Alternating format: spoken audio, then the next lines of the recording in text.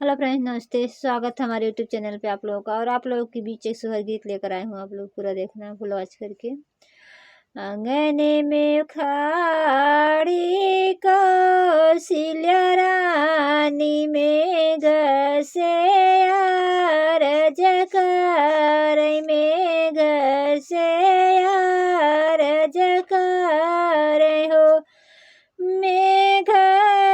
जिनी बरस के दली के बनावा होती न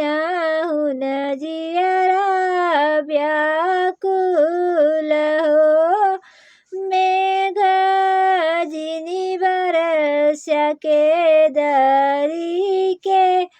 बनावा होती न हुन जियरा व्याकुल हो राम तभी जैन बाबूरत लक्ष्मण बे इली तारा लक्ष्मण बे इली तारा हो ललना सीता सुंदर भी जलिया अशोक तारा तीनों जियरा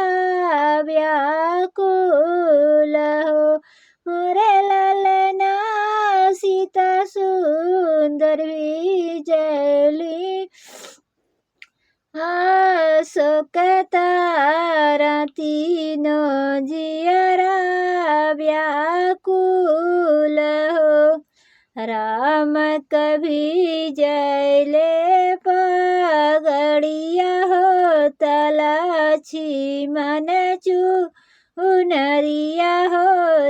लक्ष्मण चुनरिया हो मरे ललना सीता सुंदर भी जेला सेंधुरवा होत तीनों जियरा व्याकुल हो मोरे ललना सीता सुंदर भी जला सिंधुरवा होत तीनों जियरा व्याकुल